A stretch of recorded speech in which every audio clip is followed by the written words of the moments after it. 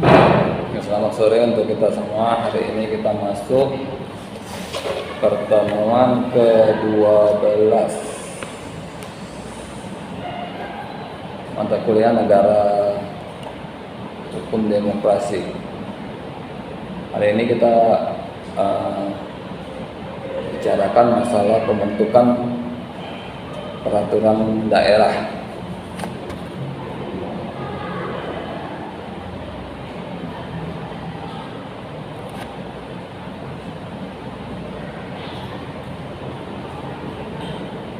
Jadi negara hukum itu adalah salah satu harus ada undang-undang atau konstitusi, ya. Dimana konstitusi itu adalah salah satu hal yang harus, ya. Bagaimana waktu Indonesia merdeka dahulu pertama kali dibuat itu adalah Pancasila dan Undang-Undang Dasar 1945, itu antara 17 dan 18 Agustus 1945, ya. Jadi undang-undang yang lahir pada masa 1945 itu juga hanya bersifat sementara, ya. Seperti yang sudah pernah saya katakan bahwa Undang-Undang Dasar itu ada beberapa kali yang diganti, ya. Sekarang bahkan amandemen yang keempat, ya. Ya, pertama Undang-Undang Dasar 1945, Undang-Undang Dasar Konstitusi RIS 49, Undang-Undang Dasar sementara 50, Undang-Undang Dasar 45 Amandemen 1, Amandemen 2, Amandemen 3, Amandemen 4, yang sekarang Undang-Undang Dasar Negara Kesatuan Republik Indonesia, ya. Lah ada perbedaan. Makanya undang-undang di negara Indonesia ini bersifat fleksibel. Ya, jadi dia mengikuti perkembangan zaman, mengikuti perkembangan masyarakat. Nggak bisa diam aja itu undang-undang. Lihat ya, berapa undang-undang, bahkan beberapa undang-undang yang dibentuk udah banyak ganti yang terbaru. Ya, mana ada undang-undang yang berlaku sekarang yang tahunnya sudah lama, ya, kecuali Undang-Undang Agraria, ya, itu 1960 pun sudah ada beberapa pasal yang diganti,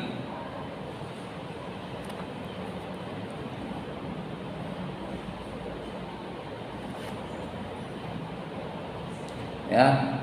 Sejalan dengan semakin populernya nuansa demokrasi dalam bidang kehidupan masyarakat berbangsa dan bernegara, termasuk juga dalam lingkungan pemerintah daerah, ya, yang seperti saya bilang dari tahun 98 yang heboh demokrasi, ya, yang setiap daerah minta mengelola daerahnya sendiri, ya. Dari situ banyak juga terjadi aturan-aturan baru, ya, di mana setiap daerah mengelola sendiri kekayaannya sehingga tidak lagi dikelola oleh pemerintah pusat yang berlaku pada masa pemerintah Bapak Soeharto. Ya, pada masa 98 itulah dimulai babak baru penyelenggaraan pemerintah, ya, yang dimana otonomi daerah itu adalah salah satu yang dilaksanakan, ya, sampai sekarang, ya, nggak ada, semua daerah sudah berdiri sendiri, ya. nggak ada lagi daerah yang dijalankan oleh presiden misalnya. Nggak ada. Presiden hanya sebagai pengawas. Pengawas dalam hal ini jika memang daerah itu butuh bantuan, dibantu. Ya. Jika daerah itu butuh pembinaan, dikasih orang yang bisa membinanya. Ya. Presiden itu pastinya ingin negara demokrasi ini majunya bersama-sama. Jangan ada yang terlalu maju atau ada yang terlalu ketinggalan. Ya, jadi gapnya itu jangan terlalu jauh. Yang selama ini sudah terjadi gapnya terlalu jauh. Ya, terutama di negara Indonesia Timur. Ya kan? Barulah presiden kita yang sekarang ini memajukan daerah-daerah timur, Indonesia Timur, ya, Papua dan beberapa daerah lainnya. Kenapa? Memang harusnya seperti itu. Seperti yang pernah saya bilang juga, ya, kita senang di sini tinggal. Kalau naik sepeda motor, naik mobil minyak 10.000, ya kan, per liter. Di sana minyak yang sama 50.000. Ya. Kita di sini beras 30 bisa dapat harga 300 sampai 400 kilo. 400.000 yang 30 kilo. Ya, saya beli 350. Di sana 30 kilo itu 1,5 juta. Sama berasnya. Ya. Apa yang menjadi di sana tinggi? Ya, karena jalannya yang nggak memungkinkan untuk membawa barang-barang ke sana. Jadi barang-barang yang ke sana masuknya selalu dari udara. Ya, tahu ya kalau dari udara berapa? Ya, harga pesawat berapa? Ya. Itu ada juga saya lihat di YouTube orang biasa nyumbang ke Papua baju-baju sekolah dan perlengkapan anak untuk sekolah. Ya, kalau dibilang harganya nggak seberapa, ongkosnya 2 sampai 3 juta. Ya. Kita dari Jawa, dari Jakarta, Jawa Barat, Jawa Tengah ke Medan baru sekitar 50.000 paling tinggi. Mungkin ada yang 30, 35. Ya. Kenapa seperti itu? Yaitu negara-negara yang terlalu jauh, nggak ada jalannya. Disinilah presiden harusnya membuat alternatif sehingga mudah ke sana. Ya. Harus mudah ke sana karena Papua Indonesia, Papua is Indonesia. Jadi Papua perbatasan dengan kota-kota lain di Indonesia itu bukan jalur darat, bukan jalur air. Ya. Kita saja bahkan yang perbatasan dengan ibu kota jalur air, yang kita dengan Pulau Jawa pastinya melewati kapal, masih belum sejauh mahal daripada negara terdekat Indonesia ke Papua. Ya, apa Sulawesi yang terdekat, apa Kalimantan, Sulawesi kalau nggak salah saya. Ya, kenapa? Karena jalan daratnya tidak memungkinkan. Kalau mereka mengirim jalan darat, truk-truk itu bannya cepat rusak, makanya memilih jalur udara. Ya, jalur udara pun pesawat pun cuma sampai ibu kota provinsi. Selanjutnya diangkut pakai helikopter, makanya jauh, makanya mahal. Ya. Memang seperti itu karena memang jaraknya terlalu jauh. Jadi kalau konsep pemerintahan daerah yang demokrasi itu bahwa negara itu harus modern, ya. Gimana itu bahwa setiap wilayah itu pemerintahan dijalankan sebaik-baiknya untuk kemakmuran warganya, terutama warga tetap, warga KTP situ, ya. Makanya setiap daerah memiliki program-program sendiri. Seperti kalau di daerah Medan misalnya, yang KTP Medan punya KTP Medan bisa berobat ke rumah sakit, nggak perlu ngurus BPJS. Itu dijamin oleh wali kota. Jadi yang bisa KTP Medan dan rumah sakit di Medan. Jangan pula nanti kalian KTP Medan klaim-klaim ke rumah sakit di Serdang, nggak laku. Karena ini bukan gubernur, wali kota. Ya, wali kota batasnya hanya kota. KTP kota ya sebatas kota Medan aja. Kalau udah beda wali kotanya, pasti beda aturannya. Nggak bisa kita samakan. Sama misalnya kalian KTP Medan, kalian KTP luar, klaim di Medan, nggak bisa juga. Ya, karena memang hanya di mana yang dibilang itu, disitulah yang bisa. Ya, di Medan, ya kan, dengan KTP bisa kalau mau rujuk ke rumah sakit. Ya, yang bilang wali kota Pak Bobi, maka bisanya ya di rumah sakit yang ada di Medan yang di bawah naungan wali kota. Ya, jangan kalian klaim di rumah sakit di Lubuk Pakam, nggak laku. Ya, rumah sakit di Serdang, di Tanjung Merawang nggak laku. Karena udah beda wali kotanya, saya bilang.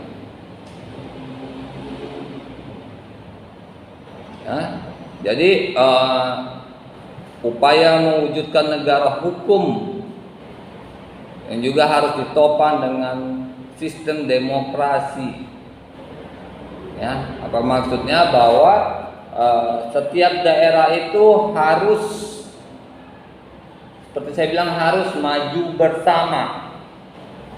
Walaupun ada yang ketinggalan, jangan ditinggal, tapi dibantu. Ya, kalau ada yang ketinggalan, misalnya kalau kita jalan sama kawan, ada yang ketinggalan di belakang, jangan ditinggal, bisa ditunggu atau nggak usah ditunggu, diperlambat jalan kita, seperti itu. Jadi dia bisa mendekati minimal sama. Seperti itu juga daerah-daerah itu. Ya, misalnya daerah Jakarta sudah maju, Medan sudah maju, Surabaya, Bandung sudah maju. Ya, Papua, Kalimantan masih ada yang belum maju. Maka ini yang belum maju ini digenjot, dipres untuk pembangunan, pelayanan semua dilakukan di situ. Jadi mereka juga maju, sementara ini dilakukan yang kota-kota besar tadi dilakukan seperti biasa, nggak ada ekstranya. Di sini ekstra, ya. Kalau di sini misalnya 1 kali, di sini misalnya bisa 3 kali. Di Papua misalnya, di Sulawesi, Kalimantan bisa 3 kali lipat daripada yang dilakukan di Jakarta atau apa. Supaya apa? Supaya kalau memang ketinggalan bisa mengejar, ya, minimal sama. Karena kalau urusan-urusan seperti rumah sakit, sekolah itu wajib, ya, setiap daerah itu wajib. Apalagi presiden dari zaman dulu sudah mencanangkan wajib belajar 9 tahun. Ya, Gak ada cerita lagi anak Indonesia gak bisa baca. Kenapa gak bisa baca? Miskin, gak punya uang untuk sekolah. Sekolah negeri gratis, ya kan? Di mana ada sekolah negeri yang minta bayar?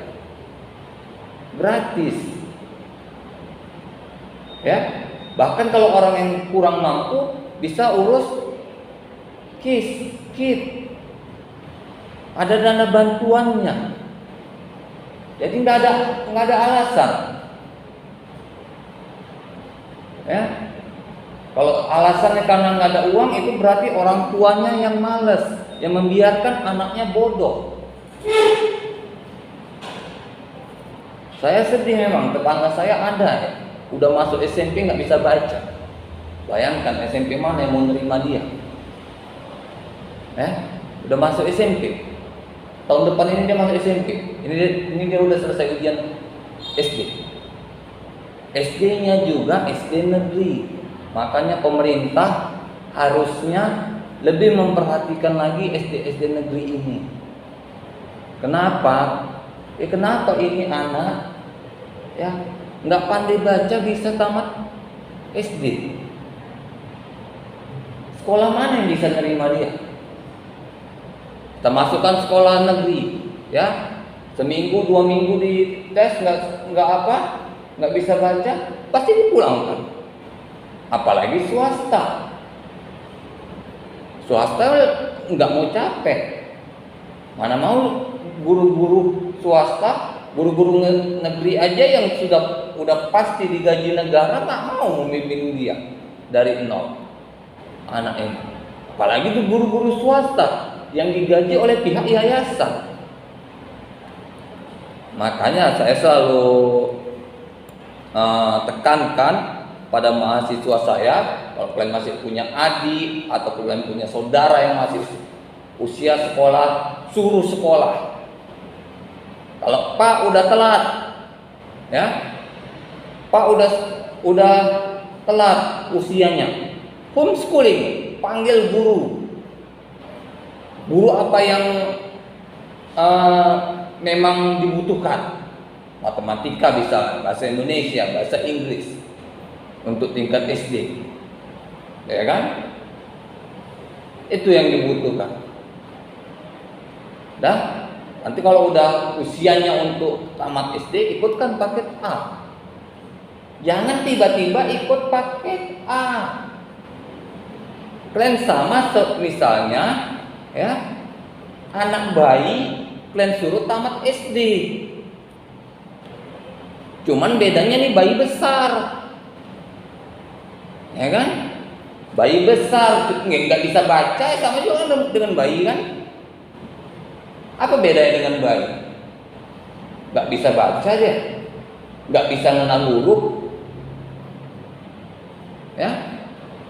Nggak ada bedanya kan dengan bayi kan? Bahkan bayi-bayi ada yang udah cerdas, udah bisa baca, udah kenal huruf minimal,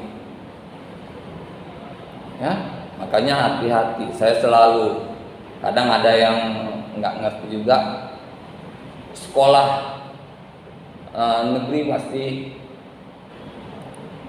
nggak bayar, gratis, kecuali kalau kalian masuk SMK, ya. Kalau kalian masuk SMK, uang sekolahnya gratis, tapi ada uang praktek. Praktek itu sebetulnya memang harus bayar. Kenapa? Karena praktek itu kalian mengambil waktu ekstra dari seorang guru, ya kan? Ini guru ini udah nggak apa lagi, udah nggak ngajar harusnya hari ini, tapi ada jadwal praktek kalian, kan berarti kalian ngambil waktu ekstra dia, waktu istirahat dia. Cocok lah bayar, ya kan? Ya. Kalau memang ada juga sekolah yang ngasih gratis, berarti luar biasa sekolahnya, ya.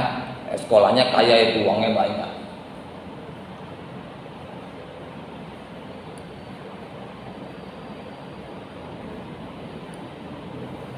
Ya, syarat minimum demokrasi adalah setiap orang mempunyai hak-hak politik berupa hak atas kebebasan berkumpul dan dihormati hak-hak kaum minoritas.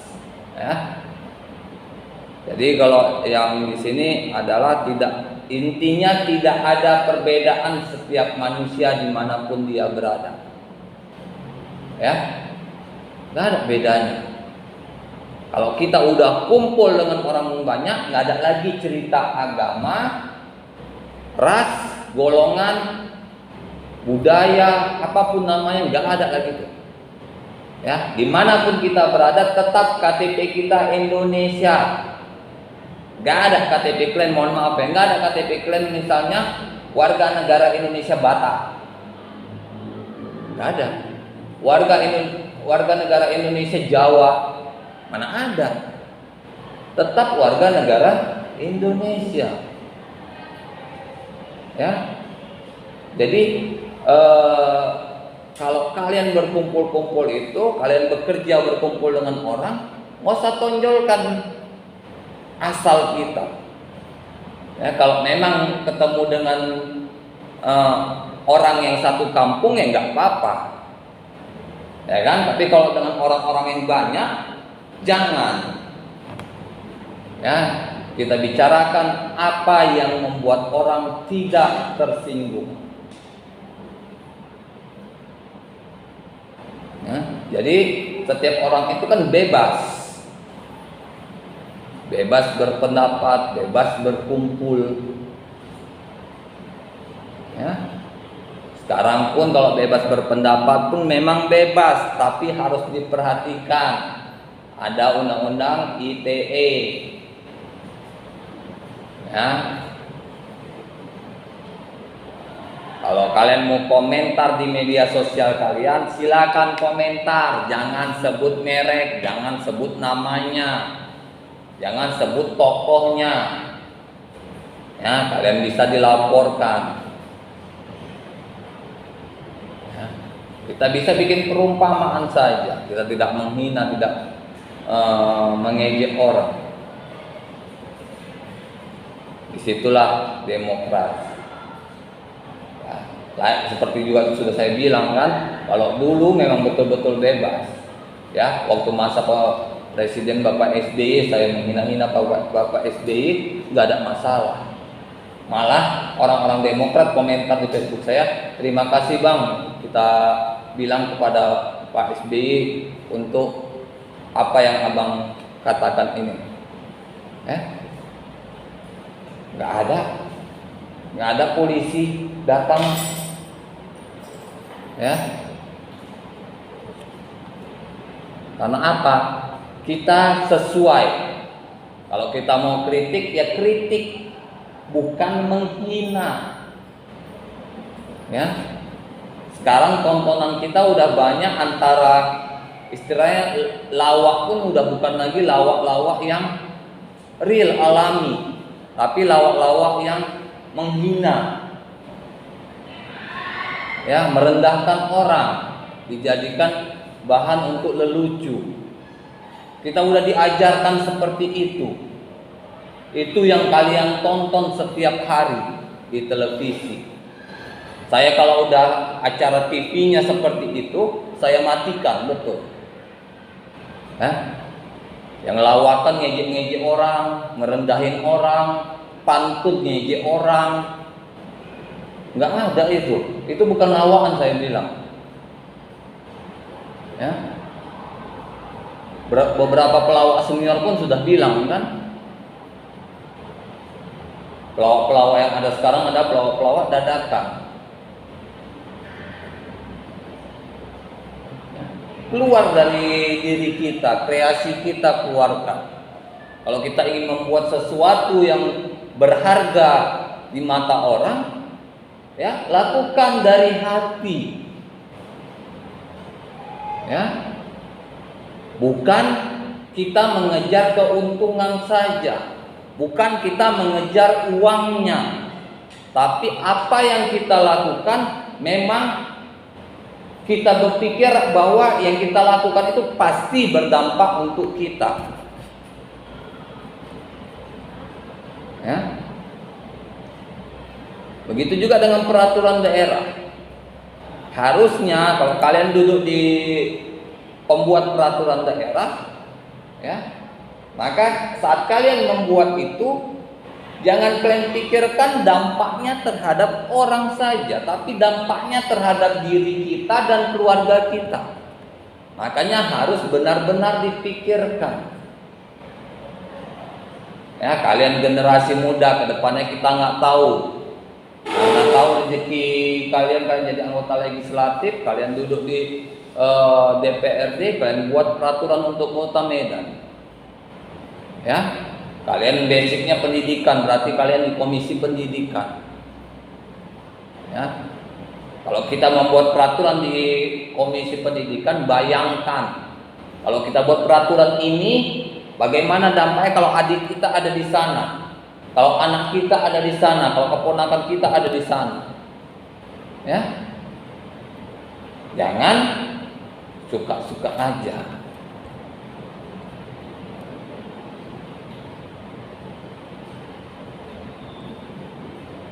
Nah, karena peraturan perundang-undangan di Indonesia ini, ya, dibuat bukan dalam ruang yang hampa. Ya, seperti yang sudah pernah saya bilang juga bahwa undang-undang itu di Indonesia ini ada karena adanya akibat dari sebuah perbuatan. Ya kan? Saya pernah bilang, undang-undang teroris pertama kali 2005. Ya, undang-undang teroris pertama itu 2005. Bom Bali 1 2004. Ya, berarti ada akibat dari perbuatan, muncul undang-undang. Ya, jadi undang-undang itu mengatur akibat dari perbuatan yang ada. Nah, mungkin tiba-tiba merencanakan, kalau memang harus merencanakan ke depan, bukan berarti undang-undang teroris misalnya bukan 2005, bisa aja tahun 2000. Atau tahun 95 atau tahun 90. Kenapa enggak? Ya, karena kebanyakan ada dulu akibat dari perbuatan, baru dibuat peraturannya.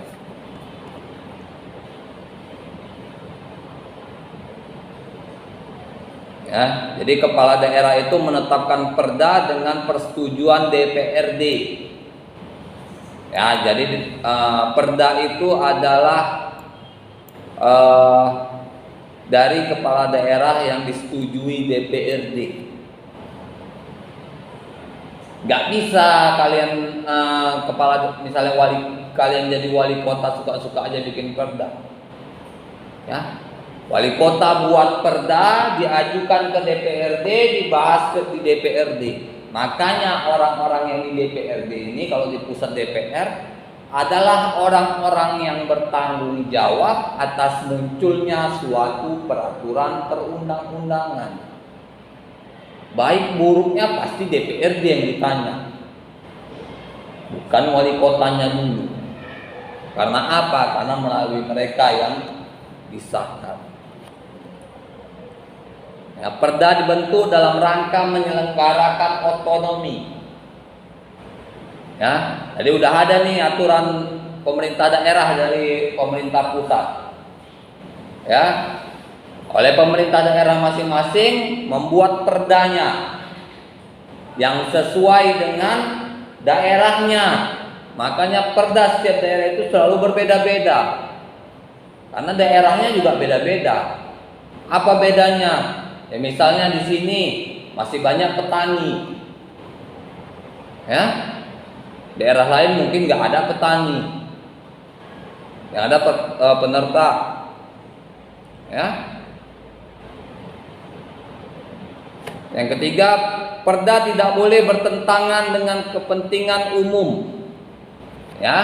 Jadi perda itu harus sejalan dengan undang-undang dan undang-undang dasar. Nggak boleh, nggak ada namanya perda itu bertentangan dengan undang-undang. Perda dapat memuat ketentuan biaya paksaan penegakan hukum dan pidana. Ya, jadi setiap perda itu ada ketentuan hukum dan pidananya tentang biaya paksaan. Apa contohnya? Misalnya parkir. Parkir itu kan perda, ya kan? Ada itu perda parkir tuh kalau di tempat-tempat umum ada tuh. Ya, toilet umum itu ada aturan perdanya. Seperti itu yang menyangkut dengan warga, yang dekat dengan warganya. Ya, inilah pertemuan kita hari ini.